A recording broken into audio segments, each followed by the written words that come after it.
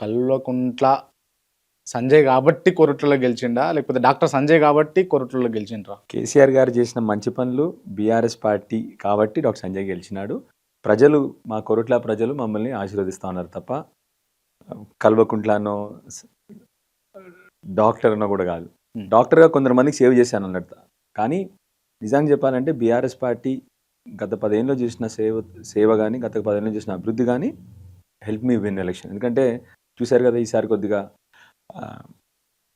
చాలామంది ఓడిపోయిన పార్టీకి యాంటీ ఇన్కంబెన్సీ ఉన్నా కూడా నేను గెలిచానంటే మా దగ్గర మంచి పనులు జరిగినాయి కాబట్టి ప్రజలు గెలిపించినారు. ఆల్ ఆఫ్ సడన్ అంటే ఒక డాక్టర్గా మీరు మీ సర్వీస్ చేస్తూ, మీ ప్రాక్టీస్ చేస్తూ, మీ లైఫ్ను లీడ్ చేస్తూ ఎందుకు పాలిటిక్స్ వైపు మళ్ళాల్సి వచ్చింది?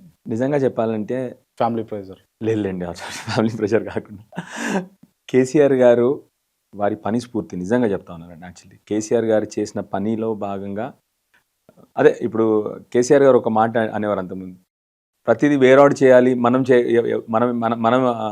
ఎందుకు పోవాలి, ప్రతిదీ వేరేవాడు చేయాలి అనుకోకుండా మనం కూడా ఒక భాగం అవ్వాలి కదా అని చెప్పి కేసీఆర్ గారు మాట అంటారు. నిజంగా కేసీఆర్ గారిని చూసి స్ఫూర్తిగా ఇంకా మనం కూడా తెలంగాణ అభివృద్ధిలో తోడైతే బాగుంటుందని చెప్పేసి ఆ ఆలోచనతోనే ముందు రావడం జరిగింది. ఫ్యామిలీ ప్రెషర్ అంటూ ఏమీ లేదు.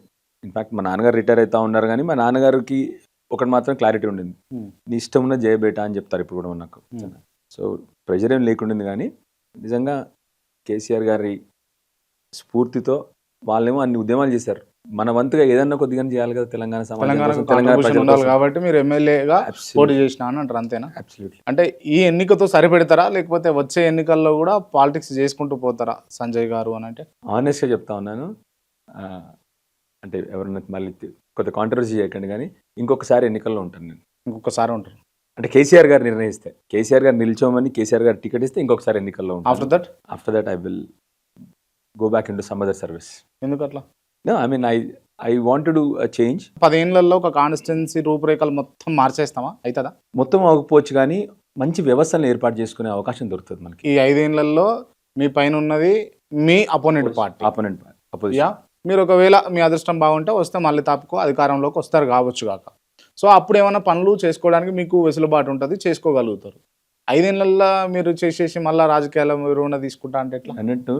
అంత ఈజీగా అని మీరు అడుగుతున్నారు, కానీ నిజంగానే ఒక 5 ఏళ్లలో కష్టమవుద్దామో కానీ కేసీఆర్ గారు 10 ఏళ్లలో బ్రహ్మాండమైన వ్యవస్థను ఏర్పాటు చేసినారు.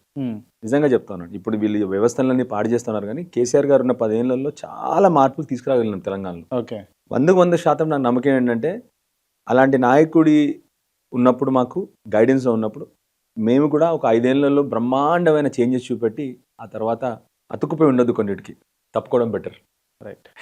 సో తప్పకుండా నేను ఆశిస్తూ ఉందంటే మీరు అడిగినట్టు రావచ్చు 100% మళ్ళీ బీఆర్ఎస్ ప్రభుత్వం కేసీఆర్ గారి నాయకత్వంలో రాబోతోంది. There is no doubt about it. అసలు I can see the ground reality చెప్తా ఉన్నాను నేను. గ్రౌండ్లో ప్రజల్లో వచ్చిన కేసీఆర్ గారిని ఎంత మిస్ అవుతున్నారో కనబడుతోంది. సో 100% అధికారంలోకి వస్తారా మళ్ళీ మీరు? తప్పకుండా క్రాంతి గారు, నేను చెప్తా ఉన్నాను కదా, తప్పకుండా.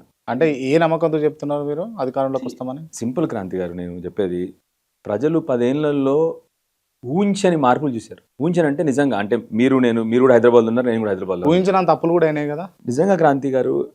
అప్పుల గురించి వస్తే మన స్థూల ఉత్పత్తికి మన అప్పుల నిష్పత్తి చూస్తే, రేషియో చూస్తే యాక్చువల్లీ మనం కింది నుండి 5, అంటే we are the best in the country actually. సరే వీళ్ళు గొడవ చేసి గగ్గోలు పెట్టి అబద్ధాలు చెప్పి అదే అబద్ధాలు అంతెందుకు క్రాంతి గారు, మొన్న పార్లమెంట్లో వీళ్ళ సొంత ఎంపీ రఘునందన్ గారు అడిగితే కూడా బ్రహ్మాండంగా అక్కడ కేంద్ర మంత్రి గారు ఇచ్చిన జవాబు ఏంది, 3.5 లక్షల కోట్ల అప్పులే తెలంగాణ రాష్ట్రానికి ఉన్నాయని చెప్పి బ్రహ్మాండంగా చెప్పినారు. హరీష్ గారు బ్రహ్మాండంగా అసెంబ్లీలో మొత్తం అంతా కూడా చెప్పినారు. అయినా కూడా వీళ్ళు పని చేయలేక, పని చేసే సత్తా లేక ఈ గగ్గోలు పెట్టాం. ఇంకోటి రెండోది, మనకి రాష్ట్ర ప్రభుత్వానికి ఇష్టం వచ్చిన అప్పులు చేయడానికి లేదు.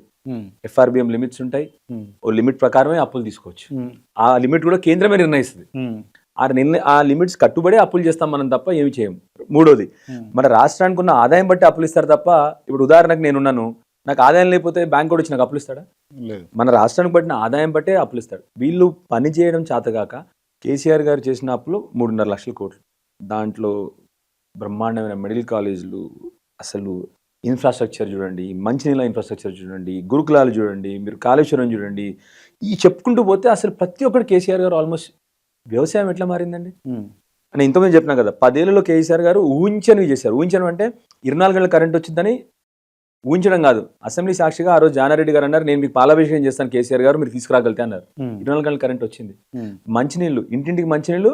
అసలు ఎవరు కూడా కాదు అంటే కేసీఆర్ గారు నేను ఎలక్షన్లో ఓటు అడిగినయ్యా అని చెప్పి అలాంటి ఊహించని మార్పులు. రైతు బంధు ప్రపంచానికే ఒక దారి చూపెట్టినారు కేసీఆర్ గారు. మొత్తం మిషన్ కాకతీయ ఇవాళ కేంద్ర ప్రభుత్వం కాపీ కొడుతోంది. మిషన్ కాకతీయని కాపీ చేసింది, మిషన్ భగీరథని కాపీ చేసింది, రైతు బంధుని కాపీ చేసింది. అట్లాంటివన్నీ కేసీఆర్ గారు తీసుకొచ్చినారు.